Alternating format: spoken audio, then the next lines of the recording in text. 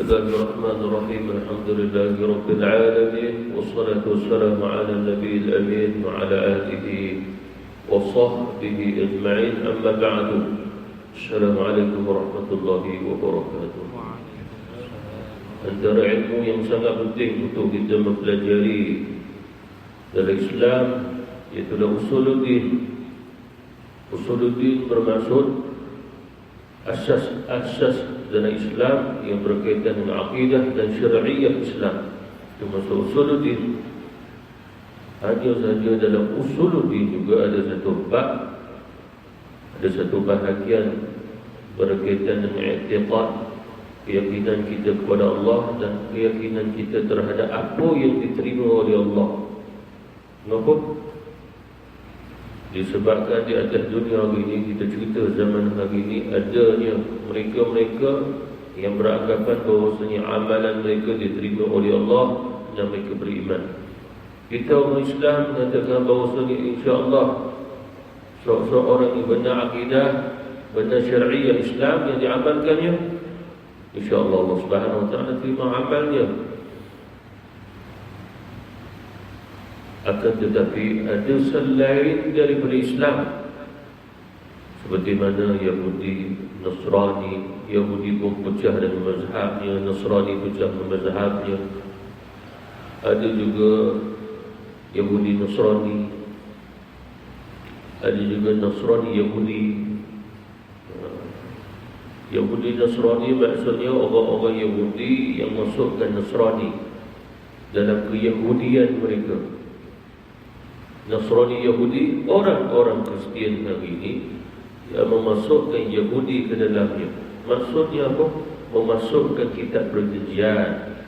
Perjanjian lama itu Taurat, perjanjian baru itu Injil dalam pegangan mereka. Akan tetapi sebahagian Kristian, Nasrani itu mana Kristian, sebab kita sebut yang ini tidak menerima Yahudi masuk ke dalam mereka, seperti mana juga orang Yahudi pun tidak mahu Kristian masuk ke dalam agama mereka. Tetapi mereka menyebut sebagai agama. Di sinilah yang perlu kita ketahui. Ta'rif kembali daripada usul ini daripada Allah. Ada manusia menyebut agama, tetapi apa yang disebutnya usulnya kembali kepada mereka, tidak kembali dan dinisbahkan kepada Allah. Seperti mana contoh zaman hari ini, ada Yahudi, ada Nasrani dikatakan mereka ahli kitab. Kita sendiri pun kata mereka ahli kitab, padahal pada hakikatnya tidak. Kita yang menyebut agama Yahudi, agama Nasrani, padahal hakikatnya tidak.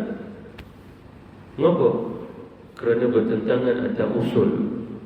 Inna dina 'inda Allahi al-Islam. Hanya sahaja agama yang sebenarnya Islam itu daripada Allah. Lalu bila Yahudi kata kami pun golongan yang menyembah Allah, orang Kristian pun kata kami mengenal Allah dan kami menyembah Allah juga. Satu lagi golongan Yahudi atas mazhab mereka berpegang waqalat al-yahudu Uzair bin Allah. Mereka kata Uzair itu anak Allah. Satu lagi waqalat an-Nasara, maknanya orang Kristian mengatakan Al-Masih bin Allah, itu Isa anak Allah. Tetapi kita tak boleh menyebut itu agama, kerana Allah menyebut agama inna dina 'inda Allahi al-Islam. Hari ini inna dina 'inda Allahi al-Islam adalah apa yang dibawa oleh Nabi Muhammad. Yang dibawa oleh Nabi Musa bukan agama lagi.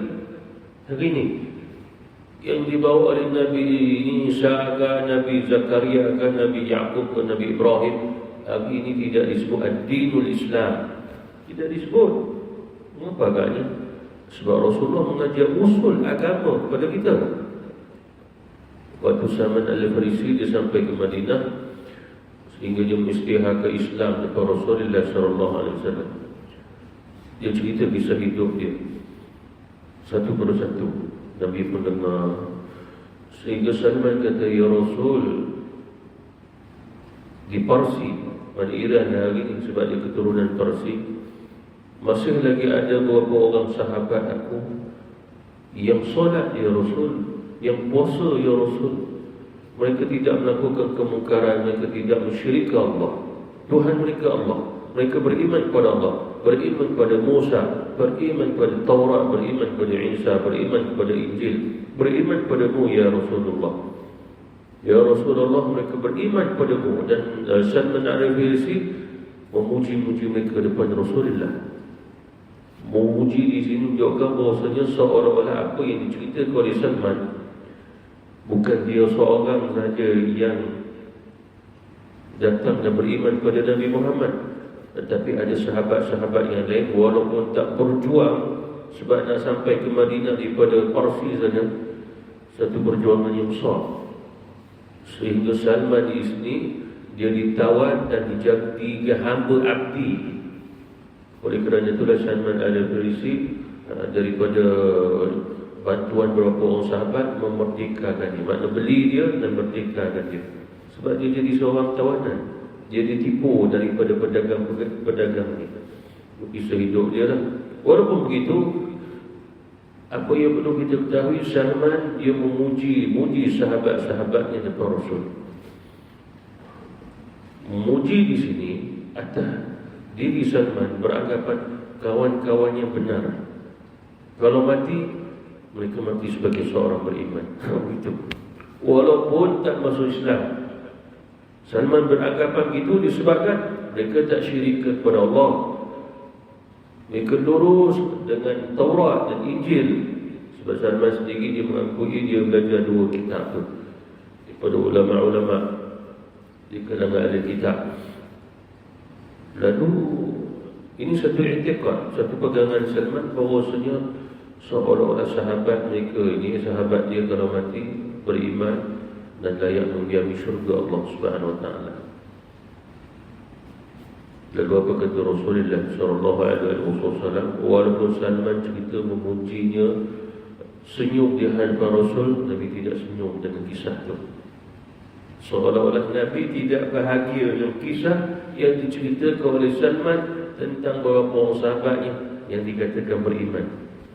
Ya Rasulullah, mereka beriman padamu, tetapi maksudnya mereka enggan untuk sampai kepada Rasul, ataupun kalau dakwah Islam dah sampai kepada mereka, mereka enggan untuk mengucap dua kalimah syahadat.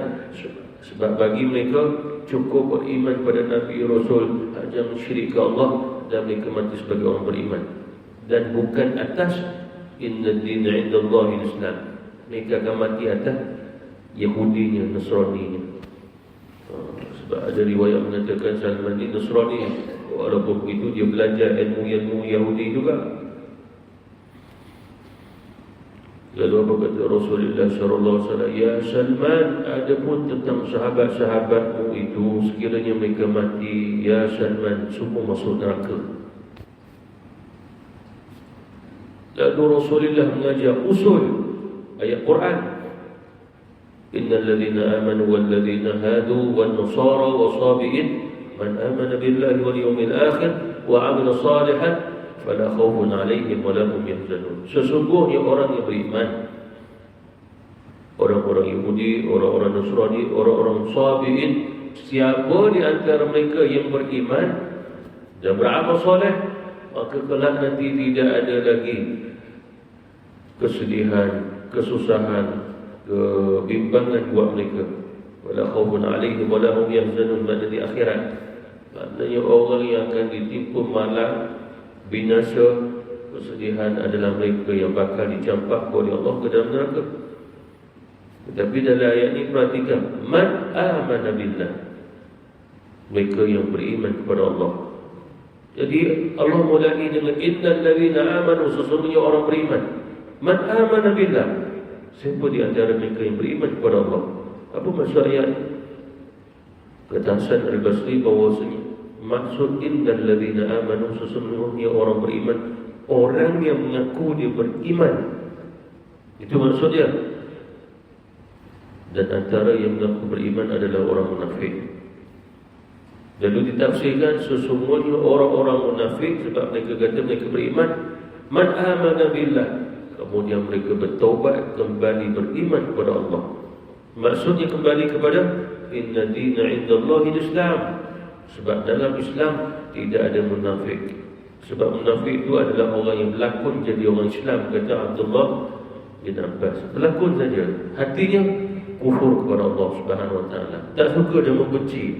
Zahir saja nampak minat dengan cintanya, tapi hatinya membenci, membangkang, menolak. Tetapi kalau sekiranya mereka kembali beriman kepada Allah, maksudnya kembali kepada inna dina indallahi Islam, maka barulah dia dapat syurga Allah Subhanahu Wa Taala di akhirat, mati sebagai orang beriman. Kemudian orang-orang Yahudi, maksudnya pada zaman Nabi Musa alaihi salam ataupun zaman sebelum diutusnya Nabi Isa, lebih kurang 2500 tahun bermula pada zaman Nabi Musa, ayat Yahudi ini. Jadi siapa di antara mereka beriman kepada Allah, beramal soleh, beriman kepada Nabi Musa, beriman kepada Taurat, bahkan kalau sekiranya Nabi Musa telah wafat sekalipun, ada Nabi Rasul Bani Israel yang lain, lebih kurang 70,000 orang. Siapa di antara mereka yang beriman, maksud ikut ajaran yang dibawa oleh Nabi Rasul. Dan apakah ajaran mereka? Islam. Lalu mereka termasuk pada khaufun alaihim wa lahum yahzanun. Mereka termasuk orang yang mati beriman. Cuma ayat ni bukannya hari ini, bukan pada zaman Rasul, pada zaman dulu. Itu maksud dia. Yang ketiga, Nasrani tidak ada pada zaman Nabi Musa, pada zaman Yahudi. Dia hanya ada pada zaman Nabi Isa saja. Wasabi'in, ini yang dikhilaf oleh ulama. Banyak maksud. Ada di antara ulama mengatakan maksudnya al-majus, orang majusi. Jadi sesungguhnya orang-orang Islam, orang Yahudi, orang Nasrani, orang majusi. Orang majusi, man amana billah, mereka kembali beriman kepada Allah. Itu maksud dia. Bukan maksudnya dia terus menyembah api, tetapi tetap dia kata dia ada Tuhan mereka Allah. Bukan. Maksudnya man amana billah, mereka yang kembali beriman kepada Allah dan meninggalkan menyembah api. Sebagian lagi ulama tafsir kata Sabi'in adalah pecahan daripada Bani Israel juga, mana orang Yahudi. Sebagian lagi ulama kata Sabi'in adalah orang-orang yang mengikut, beriman dan baca kitab Zabur Nabi Daud alaihi wasallam. Sebagian lagi ulama kata Sabi'in itu adalah golongan yang beriman kepada Allah, cuma tak ada syariat. Dia tak ada solat, dia tak ada puasa, cuma dia tak kufur, dia tak kafir, dia tak murtad. Sebagian lagi ulama kata Sabi'in itulah orang yang menyembahnya malaikat selain pada menyembah api. Macam-macam. Imam Abu Hanifah kata Sabi'in pecahan daripada ahli kitab, boleh mengetahui mereka sebelum mereka halal, sebab mereka termasuk ahli kitab. Itu fatwa Imam Abu Hanifah, khilaf ulama kita. Tetapi walaupun itu, golongan Sabi'in ini man amana billah, mereka kembali beriman kepada Allah. Lalu ayat ini dibawa setelah Nabi diutus. Maksudnya apa? Bila Nabi telah diutus, lalu Allah turunkan ayat wa may yabtaghi ghayra al-islam dinan falan yuqbalu minhu. Barang siapa yang cari agama selain Islam, mana Rasulullah diutus, ada Yahudi, ada Nasrani, ada Sabi'in, ada Majusi, macam-macam yang disebutkan oleh ulama tadi. Dan mereka itu cari agama, maksudnya adalah i'tiqad dalam mengenal Allah, dalam keyakinan mereka, selain daripada menyembah Allah, selain daripada i'tiqadnya dalam Islam, la yuqbalu minhu, maka Allah Subhanahu Wa Taala tak menerima amalan mereka. Maksudnya apa? Yahudi mengaku dia menyembah Allah, Nasrani mengaku menyembah Allah, Sabi'in mengaku menyembah Allah. Bahkan ada di antara mereka pun di lidahnya sebut la ilaha illallah. Dia pun ada syahadat, asyhadu an la ilaha illallah wa asyhadu an Musa ka Isa ka Rasulullah. Ada syahadat. Tetapi Allah turunkan pada yuqbalu minhu, Allah tak terima. Ini usuluddin. Maksudnya apa? Selagi mana mereka tak Islam, walaupun mereka kata Tuhan kami Allah. John, kawan kita, dia kata, aku sebenarnya beriman kepada Allah. Dia pun di lidahnya Allah. La ilaha illallah. Dia Tuhan dia ke Allah. Tuhan kau, Tuhan aku sama Allah. Lalu kita berpegang balik fala yuqbalu minhu da inna dina indallahi al-Islam. Jangan sama sekali dengan akal kita, dengan hati kita, jiwa kita mengatakan sama. Sebab itu hanya satu sebutan yang Allah sebut dalam Quran. Golongan-golongan yang tidak mahu Islam tetap mengatakan aku beriman kepada Allah. Bahkan di lidahnya la ilaha illallah. Sehingga Allah sebut tentang Fir'aun, dia waktu terkapai-kapai nak gororki, nak lemas tu, lalu dia kata bahawasanya aku beriman kepada Tuhan Bani Israel. Tuhan Bani Israel Allah. Tapi adakah Allah menerimanya? Tak menerimanya. Dia kata amantu, aku beriman. Logik kata, Fir'aun kata aku beriman, tapi adakah dia beriman? Tak, Fir'aun hanya menyebut ia menerima Allah. Mengapa Allah tidak menerimanya? Sebab dia tidak beriman pada jiwanya, pada akalnya, pada hatinya. Dan dia tak berpegang dengan apa yang dibawa oleh Nabi Musa. Dia hanya menyebut di lidahnya untuk selamat daripada lemah sahaja. Bukan etikad. Tu yang bila seseorang mengaku Islam tetapi bukan mengaku di sudut etikad, keyakinan, dia hanya mengaku pada lidah. Itu yang Allah sebut dalam Quran. Itulah golongan munafik. Begitu juga orang Yahudi pun mengatakan kami beriman kepada Allah. Orang Nasrani kata kami beriman kepada Allah. Allah turunkan ayat apa yang mereka sebut, seperti mana orang musyrikin juga sebut. Orang musyrikin pun sebut Allah Tuhan. Bila hujan tak turun, ya Rabbah, ya Allah, aghithna. Wahai Tuhan kami, wahai Allah, turunkan hujan. Bila mereka berada dalam satu perlayaran ombak besar, lalu mereka pun ya Allah, maknanya mereka menyeru Allah Subhanahu Wa Taala, mukhlisina lahuddin. Dia kata, ya Allah, selamatkanlah kami daripada ombak besar ini. Selamatkanlah kami, selamatkanlah kami. Falamma najjahum ila al-barri, dan Allah selamatkan mereka. Mereka seru Allah selamatkan mereka. Tetapi adakah setelah mereka menyeru Allah, mereka berdoa dalam maksudnya, adakah mereka Islam? Belum.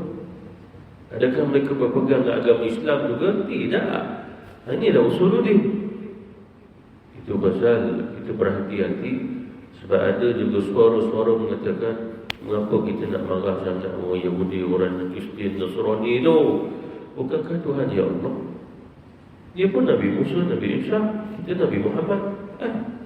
Itu pasal Islam liberal mengajar, bila ada di antara anak orang Islam berkahwin dengan anak orang Kristian, lalu mereka mempertahankan, tak perlu tukar agama. Sebab Kristian pun Islam, Islam kita pun Islam. Lalu mengapa dia kata Kristian itu Islam? Sebab Allah Tuhannya, Isa itu Nabi Rasulnya. Selesai. Dulu saya pernah cerita, sebab ada seorang daripada luar masuk, nasib baik Jais dapat sekat ajaran itu. Dia masuk, Jais sempat tahan dia. Dia tak masuk surau masjid, dia masuk ofis-ofis, tempat-tempat macam Sister in Islam. Dia masuk situ lah, persatuan gitu, yayasan. Dia nak ajar begitu. Jadi ini adalah usuluddin. Usul agama kita, jangan sampai pernah kita mengiktiraf, menerima, meridai selain pada Islam. Itu kita kena tahu. Sebab doa kita tertahan, doa kita tidak dimustajab oleh Allah sebab masalahnya ini. Sebab memandang mereka seperti mana Allah pandang redanya, itu salah. Golongan-golongan tu, kalau ditanya apa yang dipandang Allah buat mereka, walaupun kita kata Sabaqat rahmati ghadabi hadi Rasulullah hadi kursi Allah kata rahmatku meliputi, rahmatku mendahului murkaku. Ya, semua dapat rahmat Allah. Akan tetapi hendaklah kita ketahui maksud mereka mendapat rahmat Allah adalah atas ketentuan Allah. Mereka makan dan minum sebab dia makhluk, bukan sebab dia Islam, bukan sebab Nasrani Yahudi, bukan. Mengapa? Kerana dikiaskan pada haiwan-haiwan. Sebab haiwan-haiwan itu bukan mukallaf. Dia tidak ada solatnya, dia tidak ada puasanya, cuma dia ada tasbihnya. Dia mengenal Allah. Seperti mana yang telah saya sebut, bahawasanya cerita burung hud-hud beritahu pada Nabi Sulaiman, wahai Nabi Allah Sulaiman, aku baru balik pada sebuah negara, sebuah negeri yang mana ketuanya daripada seorang wanita, raja wanita, yang mana kaumnya menyembah akan matahari sewaktu naik. Maknanya menyembah matahari sedang naik. Maknanya mereka musyrik Allah dan tidak menyembah Allah. Yang bercerita adalah seekor burung. Dia bukan mukallaf, dia bukannya jenis macam kita ni. Kita mukallaf, ada syariat. Ini menunjukkan dalil bahawasanya makhluk Allah seperti mana burung mengenal siapa beriman, siapa syirik kepada Allah. Yang bercerita tu adalah burung hud-hud. Kalau kita tengok dalam Quran, cerita dia seperti mana seorang beriman yang bercerita. Mereka adalah golongan yang telah mensyirikkan Allah. Mereka telah sekian. Macam manusia yang cerita. Tapi cerita dalam Quran, Allah bercerita burung hud-hud yang cerita. Hud-hud tu bukan bahasa Arab,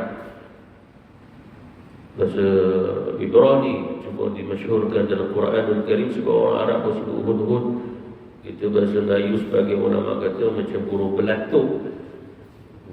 Burung belatuk. Tapi kita tak tahu jenis yang mana, sebab burung belatuk tu banyak. Sebab jenis yang katun pun ada. Jadi kembali balik pada usul. Lalu apa yang berlaku pada hari ini?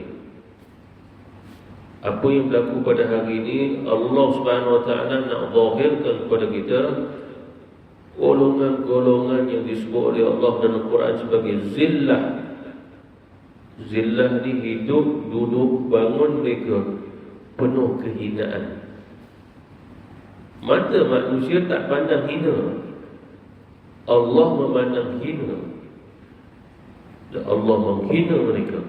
Itu kita kena tahu. Sebab Allah sebut dalam Quran, وَضُرِبَتْ عَلَيْهِمُ الذِّلَّةُ وَالْمَسْكَنَةُ وَبَاءُوا بِغَضَبٍ مِّنَ اللَّهِ.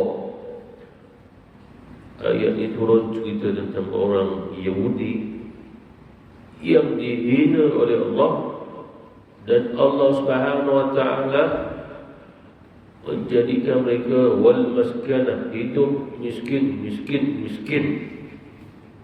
Kata Syekh Muhammad Mutawalli Al-Sya'rawi, ulama tafsir Mesir, dia kata wal maskanah maksud miskin di sini adalah tak pernah rasa cukup walaupun mereka mempunyai bilion, trilion harta. Itu maksudnya tak pernah rasa cukup. Dia rasa miskin. Maksud miskin tidak berkecukupan. Itu kehidupan orang Yahudi. Bukan saja pada zaman Rasul, sampai zaman hari ini. Dia wal maskanah. Itu kita kena tahu kehidupan Yahudi hari ini. Kalau ditanya adakah semua sekali, jawapannya seperti mana Allah sebut, duribat alaihim dhillatu aynama suqifu. Orang Yahudi jadi Allah Subhanahu Wa Taala sebut dalam Quran, ditimpa kehinaan buat mereka aynama suqifu, di mana saja mereka berada. Lalu mata kita memandangkan kehidupan orang Yahudi dengan kecanggihannya, dengan warna kulitnya, dengan cantiknya, dengan fotonya, semua adalah kehidupan mereka, kehidupan orang Yahudi yang disebut dengan agama Yahudi. Sehingga kita tak tahu sebenarnya disebab siapa. Sebab Nabi Musa AS, Nabi di kalangan bangsa Yahudi, dia bawa Islam, menyembah Allah, tidak mensyirikkan Allah. Ada solat, ada puasa Ramadan, dan ada kiblat. Kiblat ni Baitul Maqdis. Tetapi orang Yahudi di sini dah lari itu semua. Mereka tidak ada solat seperti mana kita solat, sebab Nabi Musa solat macam kita solat. Sama. Itu pasal silapnya kita hari ini mengatakan orang Yahudi solatnya macam orang Islam. Tapi kerana Yahudi datang dulu, ini menunjukkan Islam menirunya solat orang Yahudi. Itu salah. Dia nisbah atas Yahudi hari ini. Yahudi hari ini kita dah sebut bahawasanya pada usulnya itu bukan agama. Mereka tak mentauhidkan Allah. Mereka siapa? Kafir. Mereka sesat. Mereka bukan agama yang betul juga. Bukan. Mereka adalah satu manusia yang dilaknat oleh Allah Subhanahu Wa Taala. Jadi apa yang berlaku hari ini, Allah nak zahirkan bangsa-bangsa jadi manusia yang dilaknat oleh Allah. Walaupun dia dilaknat oleh Allah Subhanahu Wa Taala, tetap dia nak buat apa, buat. Seperti mana dalam Quran disebut oleh Allah Subhanahu Wa Taala, wa duribat alaihim zillatu aina maslukiku illa bihablin minallahi wa hablin minan nas, ayat lain, wa duribat alaihim zillatu wal maskanatu wa ba'u bi ghadabin minallah. Walaupun mereka itu dalam keadaan dilaknat oleh Allah, tetap juga zalika bima asaw wa kanu ya'tadun. Tetap mereka akan buat melampau batas. Maksudnya apa di sini? Laknat tetap laknat, benci tetap benci, yakni Allah kepada mereka. Walaupun itu mereka masih tetap membunuh wa yaqtuluna an-nabiyyi ghairi haqq, membunuh para nabi ribu. Sebab 70,000, 10,000 juga dibunuh oleh bangsa ni, bangsa Yahudi ni. Kita dah cerita Nasrani, sebab Nasrani ni lepas tu. Dan satu lagi usul Rasulullah cerita pada Salman. Ya Salman, dia begini, Allah mengutus Nabi Musa sebagai Nabi Rasul yang pertama untuk bangsa Yahudi. Dia Bani Israel lah keturunan Nabi Yaqub. Cuma disebut bangsa Yahudi sebab anak sulungnya Nabi Yaqub namanya Yahuza. Di Arabi jadi Yahuda, itu namanya adalah Yahud. Ada Yahudi lah, kita bahasa Melayu kita. Asal namanya Yahuza, bukan Yahud.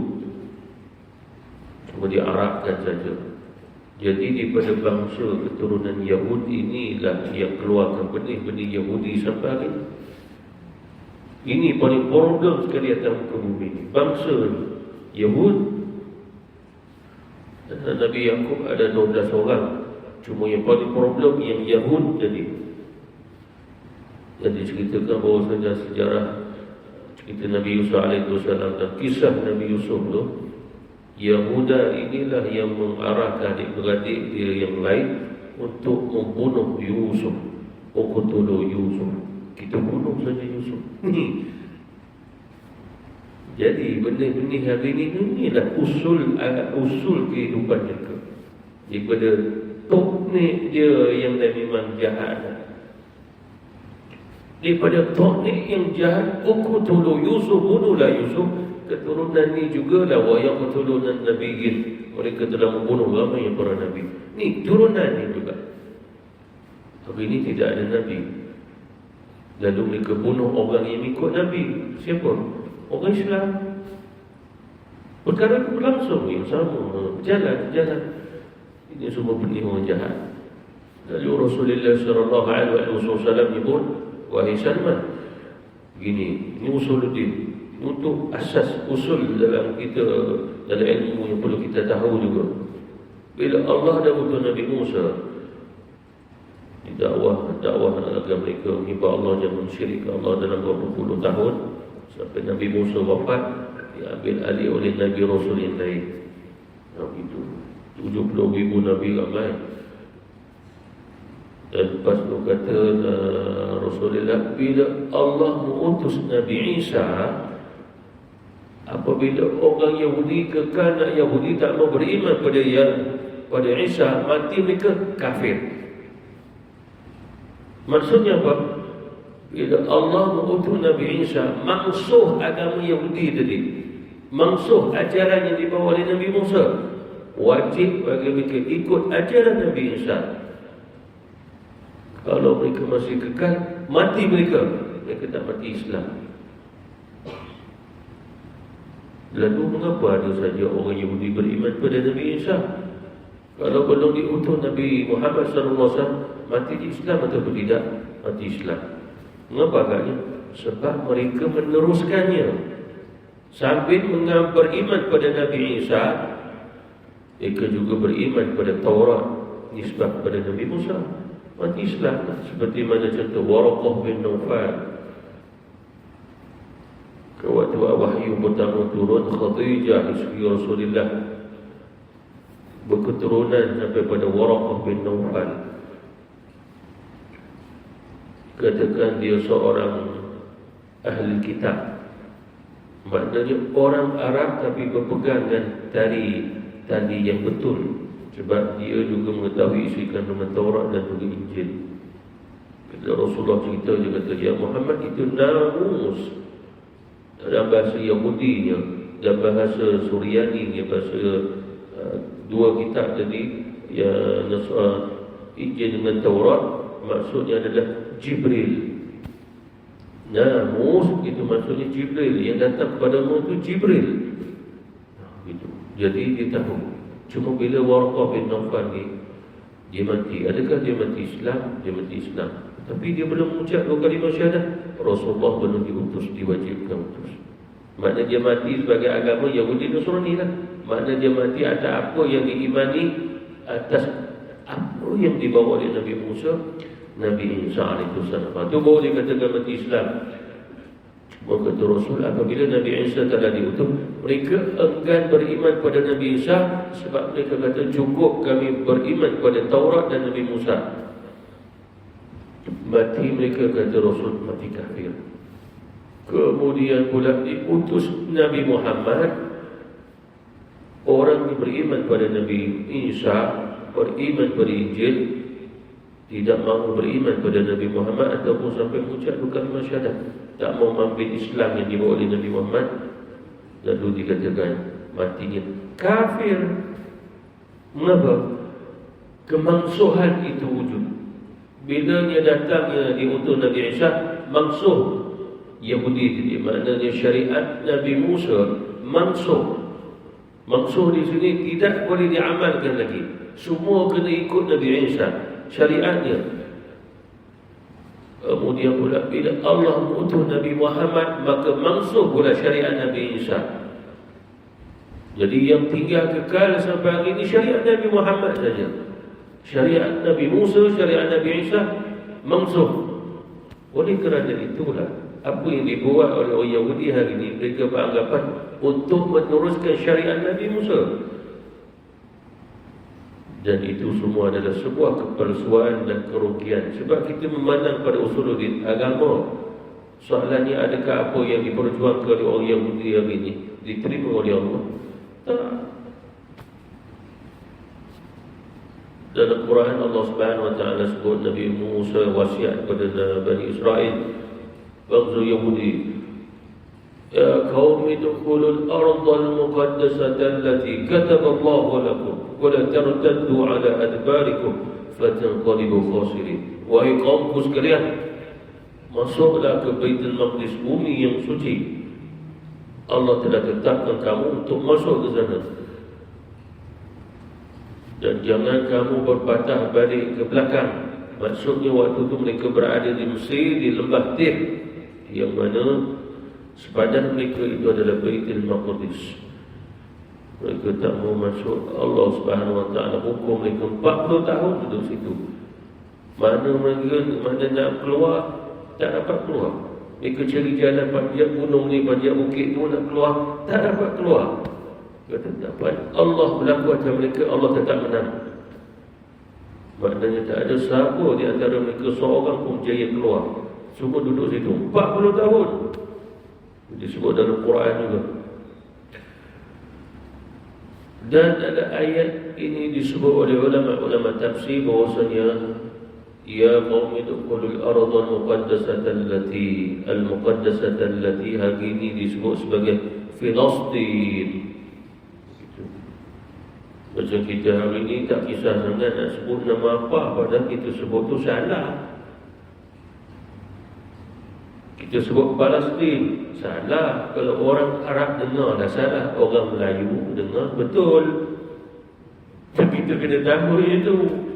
Orang Arab saja, hampa ni nak berjuang konon sebut Palestin tu tak betul. Hampa sebut pa, mana ada bahasa Arab pa. Bukan dibaca Palestin, Palas itu rusad, bukan juga. Yang betulnya apa? Filastin, fa lam Filastin, ta ya nun. Hurufnya baca balik bawah, Filastin. Kita baca Palestin, pa. Dalam pa apa tu pada atas pula. Tak apalah orang Arab kata tak apa, janji duit nampak sampai kat kami, nak bantu kami. Ya? Filastin itu maksudnya bumi yang suci. Maksud dia itu sendiri. Bahasa Inggeris disebut Holy Land. Bumi yang suci, Filastin. Dan nama ni bukan nama bahamu. Yang bahamunya Israel hari ini, yang saya sebut Daulatul Israel. Bahasa Arab sebut Daulatul Israel. Tapi orang Yahudi, orang luar sana tak pernah sebut Israel.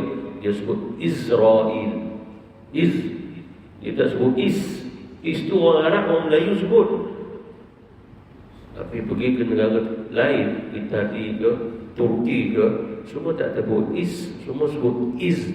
Lidah orang Yahudi pun sebut Iz, dia tak sebut Is. Orang Arab sebut Is sebab dah ditukar kalimah. Macam Yahuda tadilah, Yahuza ditukar jadi Yahuda. Begitu. Cuma daripada apa yang saya belajar tafsir tentang perkataan Palestin itu sendiri, memang telah Palestin ini telah disebut oleh Rasulullah dulu. Maknanya nama Palestin hari ini, nama itu dah ribu tahun sebenarnya. Bukan saja pada zaman Rasul, sebelum itu lagi. Sebab Allah Subhanahu Wa Taala perintah Nabi Ibrahim alaihissalam hijrah. Dia daripada Iraq pergi ke Syam, pergi ke Filastin. Dah ada dah wujud nama tu. Sebab waktu saya belajar kitab tafsir, puluh-puluh kitab, lalu nak cari nama Filastin ni, ada tak? Memang ada. Cuma bila nak carinya Daulatul Israel, negara Israel, tidak ada. Tidak ada. Maknanya memang macam tahun 1948 mula wujudnya, mereka kata mereka pun merdeka. Tahun 48 maka wujudlah Daulatul Israeliyah, itu bahasa Arabnya, negara Israel lah. Walaupun kebanyakan negara tak pernah iktiraf. Satu-satunya negara dalam dunia yang tak diiktiraf, melainkan yang iktirafnya Amerika dan beberapa negara barat. Tetapi negara lain dan seluruh negara Arab tidak pernah mengiktiraf. Cuma Arab hari ini dia terima. Arab yang lama tak pernah terima. Yang terima yang baru ni je, Arab hari ini. Tu yang senyap-senyap tu dia yang menerimanya. Itu. Rasulullah SAW pernah panggil sahabat, ini mukjizat Rasul. Nabi tengok, Nabi kata nanti kau akan wafat di Ramalah. Kata Abdullah bin kata Abi Hurairah radhiyallahu anhu bahwasanya Ramalah itu adalah seperti mana yang difirmankan oleh Allah Subhanahu wa taala, وَجَعَلْنَا ابْنَ مَرْيَمَ وَأُمَّهُ آيَةً وَآوَيْنَاهُمَا إِلَى رَبْوَةٍ. Rabawah itu adalah Ramalah. Ramalah maksudnya di mana? Di Palestin. Rupanya sahabat itu betul-betul wafat di Palestin. Ini adalah salah satu mukjizat Nabi. Kau akan mati di Ramalah. Betul, satu hari dia pergi sampai ke Palestin lah. Ramalah tu di Palestin. Wafat dia di situ. Ini mukjizat Rasulullah sallallahu alaihi wasallam. Begitu. Lalu disebut Palestin. Begitu juga Allah Subhanahu wa taala sebut dalam ayat ni ila rabawatin, iaitu satu kawasan tanah tinggi. Dzati qararin, kemudian pula memberi tumbuh-tumbuhan yang sedap memandang ni, maknanya cantik, subur tanahnya. Wa ma'in, ada air sungai yang mengalir. Dan apa yang disebutkan ni, inilah yang diambil oleh Yahudi yang ini, Israel punya. Lalu mereka mengatakan kami ini hak kami disebabkan kami tahu. Dalam Quran pun ada ceritanya. Kan Nabi Musa kata udkhulul ardhal muqaddasata allati, maksudnya ada dari sini di Palestin. Jadi tak salah. Tak kita kata salah. Mengapa agaknya? Sebab di sudut i'tiqad kita bahawasanya agama mereka, pegangan mereka mansuh. Mereka tak perlu amal tersebut, mereka semua masuk Islam saja. Selesai. Mereka nak kekal dengan Yahudian mereka. Tak. Mereka akan mati kafir. Itu ya Allah Subhanahu wa taala sebut kepada Nabi Musa, ya Musa, bagi tahu kepada mereka, kalau sekiranya kamu berbanding fatanqalibu khasirin, kamu akan hidup rugi. Maknanya Allah menzahirkan kepada kita apa yang dilakukan oleh orang Yahudi hari ini semua adalah khasirin, sebuah kerugian. Walaupun kita dah syahid, kita tak rugi. Kita marah, di antara kita syahid, tetap kita takkan rugi. Kita marah macam mana pun tetap mereka hidup rugi. Bukan nak tunggu kita marah baru mereka akan rugi. Tak. Ini di sisi Allah. Allah menetapkan kehidupan mereka adalah kehidupan yang merugikan. Lalu Allah nak zahirkan buat kita. Cuma kehidupan seseorang itu tetap rugi kalau sekiranya dia sekadar berjuang mempertahankan Palestin, tanah airnya, tetapi tidak mampu mendirikan solat, berpuasa Ramadan. Sama seperti mana orang Yahudi berjuang untuk dapat tanah Holy Land, jadi tanah suci Baitul Maqdis, tetapi mereka tak solat, mereka tak puasa, mereka tak ada apa. Jadi di sinilah umat Islam kena lihat, jangan sekadar satu perjuangan, tetapi syariah dan usuluddin itu betulkan dulu. Betulkan syariah. Jangan sampai dia jihad dia tinggal solat. Sebab jihad punya pasal bahkan ada turun ayat Quran 2-3 ayat, sesungguhnya solat tetap difardukan oleh Allah walaupun dalam keadaan kamu berjihad. Maknanya kalau sekiranya kamu dalam keadaan berperang, solat jaga perang sampai peringkat maknanya sampai peringkat kamu boleh dalam keadaan di atas kenderaan berlari pun boleh. Kamu solat, maknanya dalam perang adanya solat, tak boleh tinggal solat. Lalu bila saja satu perjuangan mereka meninggalkan solat, meninggalkan syariah, maknanya terputus daripada mendapat tolongan daripada Allah Subhanahu wa taala. Itu pasal kita tengok dalam apa yang dibawa oleh Rasul. Walaupun jihad perang, tapi syariah dijaga oleh Rasul.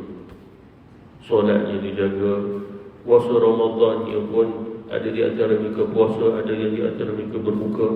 Sehingga dalam riwayat disebutkan dalam perang ada sahabat yang teruskan puasa kerana dia ada kekuatan. Cuma orang yang tak berpuasa tak mengkritiknya. Orang yang berpuasa tidak mengkritik orang yang tak mau puasa, sebab mereka pun musafir. Itu riwayat yang sahih daripada Imam Syafi'i. Jadi di sinilah jadi usul. Apa maksud usul di sini?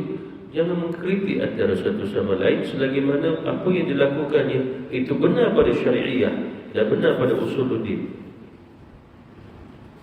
Jadi doa itu tertahan dan tidak dimustajab oleh Allah apabila ada di antara umat Islam menyalahkan sesuatu yang dilakukan oleh sebagian umat Islam yang tak bersalahan di usuluddin dan syariah.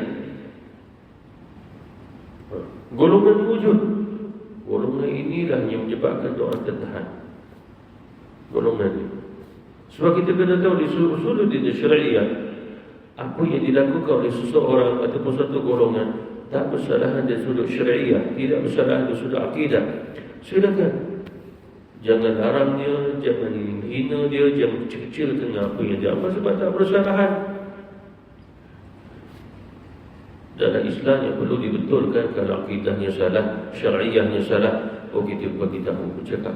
Tapi golongan hari ini mereka banyak berbahas, membesar-besarkan isu yang tidak bersalahan di sudut syariah dan juga di sudut akidah. Pada ini adalah khasirin, semua kerugian saja. Maksudnya apa? Dah betul, buat apa lagi nak beritahu sekian-sekian nak kata tak betul pula apa yang betul. Wala talbisul haqqa bil batil, jangan kamu campur adukan yang hak dengan yang batil. Saya pernah dengar seorang penceramah lah di Malaysia ni, dia baca Al-Quran, wala talbisul haqqa bil batil, jangan kamu campur adukan yang hak dengan yang batil. Maksud yang hak syariah Islam, yang batilnya maulid Nabi. Nabi tak buat maulid, siapa buat batil? Itu dalilnya. Pakai Quran. Masya Allah. Kita tengok ayat wala tasbisunna wala talbisul haqqa bil batil. Ayat itu tentang orang Yahudi.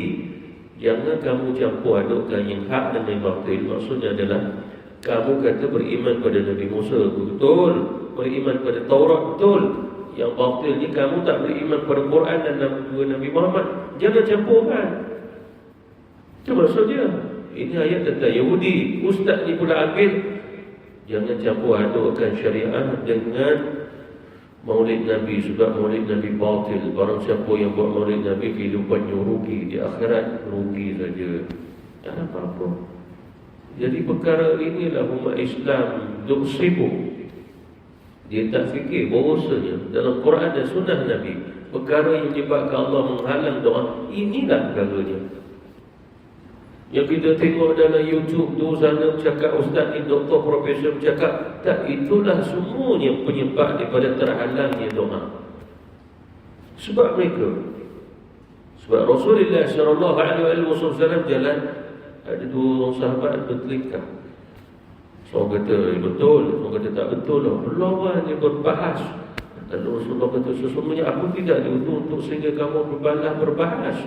Kalau kamu dah ikut aku, apa dah ada perbahasan? Sebab Allah Subhanahu Wa Taala sebut, ya ayyuhallazina amanu atii'u Allah wa atii'u rasulahu wa ulil amri minkum fa in tanaza'tum fil amri faruddu ila Allah wa rasulih. Kalau sekiranya kamu dah keadaan ada perbahasan ni, kata boleh tak boleh, kamu kembali kepada Allah dan Rasul. Sebab bila kembali kepada Allah dan Rasul, jawapannya satu. Allah kata halal, Nabi kata halal, selesai. Buat apa kamu kata ini halal, ini haram, nak gaduh-gaduh? Berapa kamu nak kata ini tak boleh, ini ditolak dalam agama? Kenapa kamu nak berbahas? Maknanya Rasulullah kata bahawasanya disebabkan ini yang terhalangnya doa. Ini sebab inilah puncanya furqah. Furqah ni lah maksudnya adalah perpecahan. Tanpa kita sedar, kata ahli ma'rifah, para wali kata, para wali ulama-ulama, para wali ni, dia kata bahawasanya menyebabkan doa terhalang furqah tadi, perpecahan tu. Satu. Yang kedua adalah kamu terima yang salah, lalu kamu berdoa sama-sama kat tangan dengan golongan yang salah. Salah di sudut apa? Akidah dan syariah. Tapi perjuangan kamu jadikan satu perjuangan. Salah. Seperti mana beberapa tahun lepas saya pun dengar juga, ustaz-ustaz pun ada juga begitu. Dalam hal perjuangan, jangan tengok di Syiah ke apa-apa. Berjuang dia sama-sama. Padahal sebenarnya akidahnya agak Syiah itu Mu'tazilah, syariah dia dan langgar. Dia bahkan Imam Malik kata bahawasanya barang siapa yang kafirkan sahabat, barang siapa mengingkarkan sahabat, dia kafir. Jadi golongan ni lah yang melaknat sahabat, mengkafirkan sahabat, mengkafirkan Aisyah.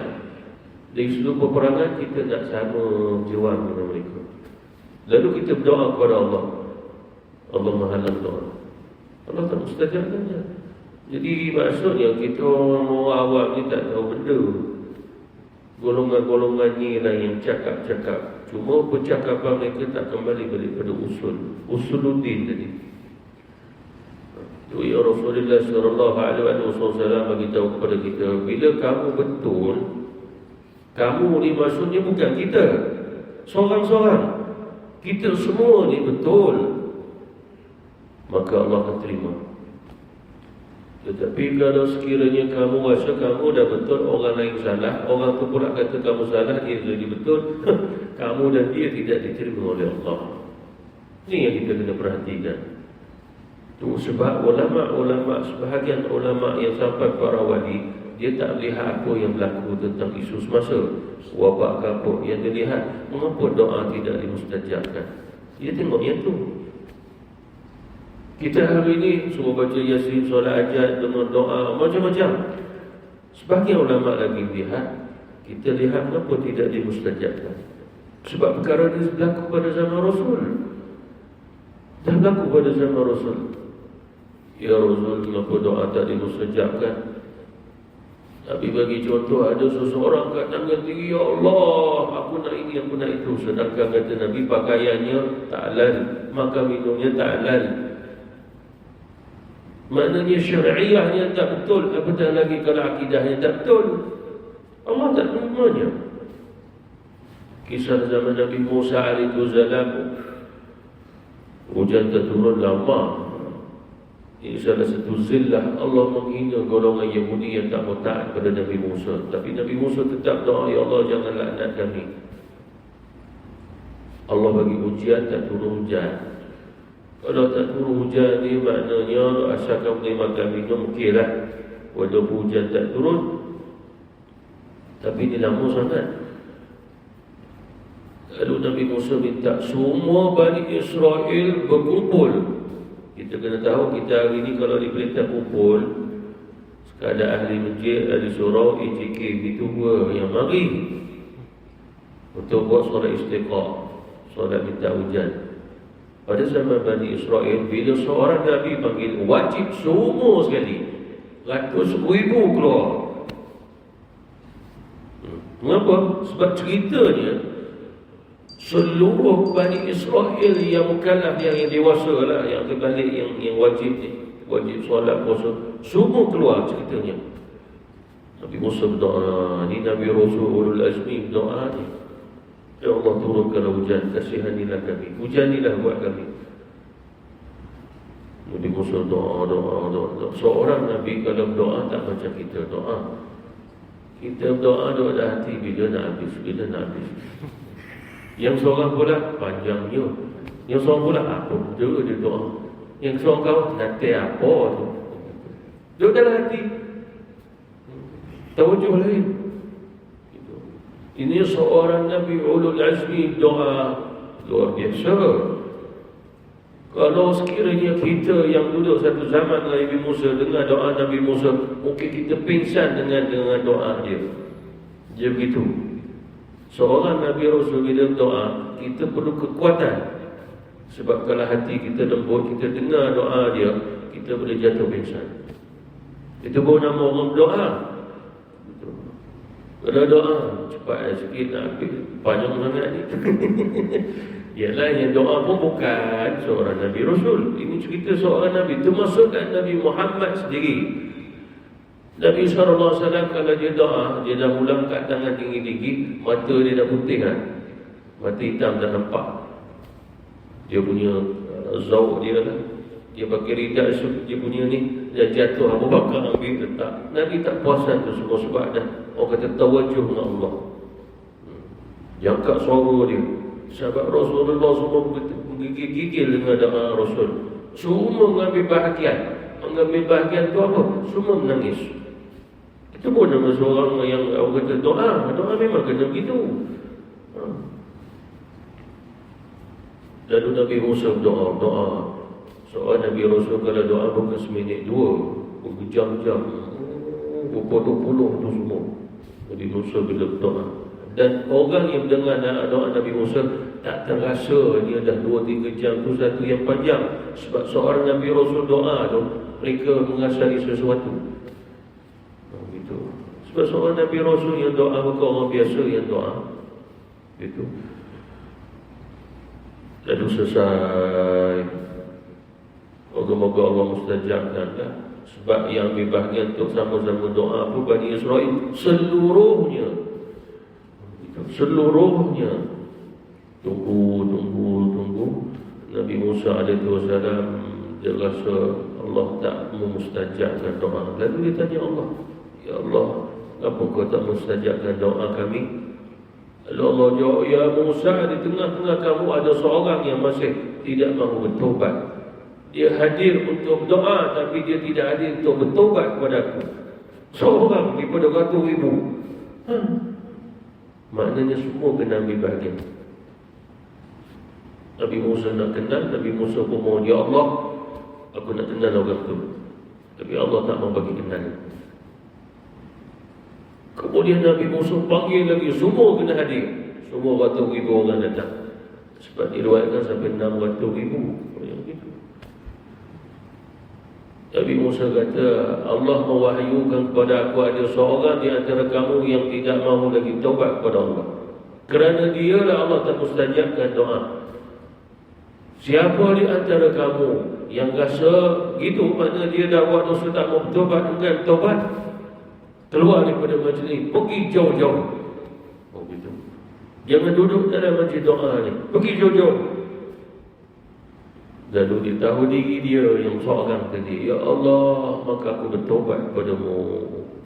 Tak ada siapa yang bangun nak pergi, sebab masing-masing tak rasa dia tak mau tobat, semua rasa dah tobat.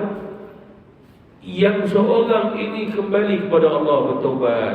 Nabi Musa baru nak angkat tangan doa, Allah, hujan pun turun lebat. Lagi Allahumma, baru sebut Allah, turun hujan. Ini bukan magic show. Sebab yang turun ke Allah, menurunkan yang menurun ke hujan Allah. Bila dah turun hujan, gembiralah mereka mandi hujan. Nabi Musa pun tanya Allah, ya Allah, hujan ini turun tentu sebab seorang itu dah taubat kepadamu, ya Allah. Benar ya Musa? Kalau begitu, ya Allah, aku nak kenal sangat siapa orang tu. Ya Musa, bila seseorang aku dah tutup aib dia, aku terima taubat dia, aku tak mau bagi siapa-siapa tahu siapa-siapa. Cukup aku dah bagi apa yang kamu minta. Itu jauh lebih besar daripada nak mengenal tadi. Itulah maksudnya adalah melihat mengapa doa tidak dimustajab oleh Allah. Jadi jawapannya tidak lain melainkan iktibar pada kisah ini disebabkan kita apa yang kita buat sehingga Allah Subhanahu Wa Taala tak mustajabkan doa. Begitu. Sebab zaman Rasulullah sallallahu alaihi wasallam berlaku.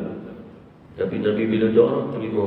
Maknanya Allah Subhanahu Wa Taala beri pertolongan dalam peperangan Badar, Uhud, Khandaq, semua Allah Subhanahu Wa Taala bantu. Maknanya Allah memustajabkan doa Rasul, bahkan tentang yang musim kemarau pada di Madinah pun turun hujan juga mustajab. Sahabat Rasulullah ada seorang doanya mustajab sehingga bila pergi perang naik kuda dia dah tahi. Ini karamah seluruh sahabat. Tapi yang doa seorang, maknanya semua diterima oleh Allah amalnya. Itu pasal mereka dimustajabkan doa. Lalu di sini dah umat Islam kena tengok. Bukan dia melihat bagi bergabung, bagi menyokong, bagi membantu. Tak, dia kena lihat bukan sekadar itu, dia kena bergerak. Dia jangan bergerak dengan kemaksiatan kepada Allah. Kalau dia bergerak dengan sokongan bantuan, kemaksiatan pun jalan. Di atas dunia kita telah bantu, tapi di sisi Allah, Allah tak mengambil tempat untuk bantunya. Jadi kita kena faham. Ini berdasarkan kitab Allah dan juga sunnati Rasulullah sallallahu alaihi wasallam. Ini yang perlu kita perhatikan sebab ini usul. Jadi hari ini kebanyakan tidak mengenal usul. Mengapa? Sebab jawapannya semua adalah kembali pada usul. Maknanya doa itu tidak dimustajabkan oleh Allah kerana usul dia. Akidahnya salah, syari'iyahnya salah. Jadi bila dibetulkan, insya-Allah Allah Subhanahu Wa Taala mustajabkannya. Itu saja. Sebab Nabi sallallahu alaihi wasallam sebut, sebab ada sahabat dah dapat dah mustajabnya doa, karamah. Ada di antara sahabat Rasulullah sallallahu alaihi wasallam baca Quran malam-malam, malaikat turun cukup. Sampai tak berani nak baca lah. Macam awan di langit turun dah hampir atas kepala dah. Esok cerita kepada Rasul, ya Rasul, aku baca Quran malam-malam daripada latar langit turun macam awan ya Rasul, tapi bukan awan, tak tahu apa benda turun. Nabi kata sesungguhnya itu adalah malaikat yang turun. Sekiranya kau teruskan bacaan sampai ke subuh, orang nak pergi sembahyang subuh, yang mereka mereka keluar daripada rumah, yang mereka lihat malaikat berada di bawahnya. Pada berkat bacaan Quran yang dibaca oleh sahabat, karamah dia dilihat oleh mata-mata orang lain. Nabi kata pasti subuh ni, pagi ni orang akan melihat malaikat. Tapi bila kau dah stop bacaan, malaikat tu kembali naik ke langit. Datang Fatimah, wahai ayahanda mana Rasulullah, Fatimah binti Rasulullah. Ni dekat rumah tu mesinnya menggiling, mengisar gandum. Dia bergerak sendiri, kemudian keluar gandum padahal aku tak letak gandumnya. Dia mengisar sendiri, mesin tu gerak keluar gandum. Macam kita dah buat roti siap tapi tak pernah letaknya roti dalam tu nak masak. Tiba-tiba buka oven, roti keluar. Buka lagi kek pula. Keluar tak habis-habis. Siapa yang meletaknya? Kita terfikir dalam hati, kan seronok kalau ada satu peti, buka je duit. Ambil tak pernah habis. Kita dah buat berpeluh dengan duit, berguni-guni dah. Bangun besok, tengok ada lagi. Ambil lagi berguni-guni. Besok bangun buka lagi peti, ada lagi. Kita pun tak boleh fikir. Bagaimana? Ini bukan satu magic show. Ini bukan daripada tangan jin, tangan-tangan gaib. Ini pada Allah. Ya Rasulullah man yasha'u bi ghairi hisab. Tapi Rasulullah kata, ya Fatimah, mesin itu dah berhenti. Kalau sekiranya kau tak cerita kepada ayahanda tentang apa yang berlaku di dapur rumahmu, nescaya mesin itu akan bergerak keluarkan gandum sampai hari kiamat. Sampai hari kiamat. Ya Rasulullah man yasha'u bi ghairi hisab. Jika Allah nak beri karamah, nak beri pemberian kepada orang yang terpilih tadi. Ini orang yang belum doa lagi, Allah dah beri macam-macam dah. Maknanya min haisulah yatasib bi ghairi hisab. Ada Fatimah hidupnya sampai hari kiamat dengan keturunannya boleh makan dengan satu yang diberi oleh Allah atas mesin itu. Tapi dah stop. Stop kenapa? Sebab dia cerita. Ya ulama kata bab karamah jangan cerita. Bila cerita dia stop nanti. Dia stop karamah tadi. Jangan cerita. Macam mukjizat kena cerita sebab nak kata dia Nabi Rasul. Macam karamah kata ulama kita, baik tutup saja. Betul. Kalau kita betul lah ada yang peti begitu, jangan cerita ke orang. Ni sebab cerita lah dia dah tak mula keluar. Dia keluar RM50 baru dia tak keluar dah. Sebab dia tok guru dulu memang ada begitu. Dia ada beberapa tok guru yang ceritanya sampai kat saya, memang Allah bagi begitu. Memang Allah bagi. Cuma bila dia mati, anak dia pun buka. Bila buka saja, kosong. Cerita karamah Tok Kenali. Waktu tu zaman dia tu dah ada motor juga. Jadi minyak motor dah habis. Yang bawa ni khadam dia lah, bantu dia. Kata, Tok, ni minyak dah habis kat motor ni, macam mana kita kena berjalan lah, nolak. Dia kata tak apa tu, pergi ke air payah tu ambil curah masuk. Anak murid jadi khadam yang ambil sungguh curah masuk dalam tangki, tutup. Bismillah, jalan, bawa dan tak kena isi lagi. Lepas tu Kenali wafat, dia meninggal. Jadi anak murid tadi tak tahu apa benda nak bau minyak semua. Dia buka-buka, dia tutup dan tak boleh jalan. Itu pasal apa yang kita dengar karamah-karamah hari ini sebenarnya bila diceritakan menutup karamah yang lain. Pasal ulama agak terkejut bila cerita-cerita karamah mula tersebar secara publik. Pada karamah itu wajib ditutup. Wajib ditutup. Mengapa sampai mereka wajib? Sebab fitnah akhir zaman. Kalau sekiranya dia tak tutup, insya-Allah doanya mustajab. Doanya mustajab. Sebab cerita karamah ni menyebabkan wujudnya takabur dan satu-satu golongan. Sebab yang dapat itu untuk guru dia. Dia mula sombong dan menyebabkan dia meninggalkan bertawajuh kepada Allah dan dia bertawajuh kepada Tok Guru. Itu usul Jadi apa yang kita dengar pada malam ni adalah usuluddin, usul syariah Islam yang perlu kita ketahui bahawasanya jangan sampai dalam jiwa kita, hati kita ada agama daripada Islam. Walaupun kita tak berpegang agama tu, jangan sampai kita kata Allah juga meridai agama tu. Jangan. Lalu kita nak sebut apa? Sebut saja fala yuqbala minhu. Allah tak terima agama tu. Lalu apa agama yang Allah terima? Inna dina indallahi Islam. Bahkan Allah Subhanahu wa taala sebut wa may yartadid minkum an dinihi fa yamut wa huwa kafir. Barang siapa dari Islam keluar Islam, matinya kafir. Wa may yabtaghi ghayra al-islam dinan fala yuqbal minhu wa huwa fil akhirati minal khasirin. Nanti di akhirat dia rasa dia Islam, dia rasa dia betul, tapi Allah kata di akhirat dia orang yang rugi. Rugi apa maksudnya? Rugi adalah tidak ada satu amal menyebabkan dia akan selamat di akhirat dan dia dirahmati oleh Allah, melainkan dia akan dianggap oleh Allah. Sudah kehidupannya rugi. Orang tu keluar modal 1 juta, tunggu dah 5 bulan dah, 1 sen pun tak masuk keuntungannya. Lalu apa dia kata? Ini sebuah perniagaan yang merugikan. Itu. Mana kita tahu sendiri tentang tarikh rugi, apatah lagi ni rugi di akhirat, rugi amal. Rugi yang di atas dunia, tapi kalau tak rugi amal di akhirat tak apa. Tapi kalau sekiranya rugi amal, walaupun dia mendapat keuntungan yang besar dalam perniagaan dunianya, ini tak dapat apa di akhirat. Ini menunjukkan bahawasanya yang perlu kita pandang kehidupan akhirat bukan kehidupan dunia ni. Itulah hakikat yang perlu kita memandangnya. Wabillahi taufiq wal hidayah. Wassalamualaikum warahmatullahi wabarakatuh.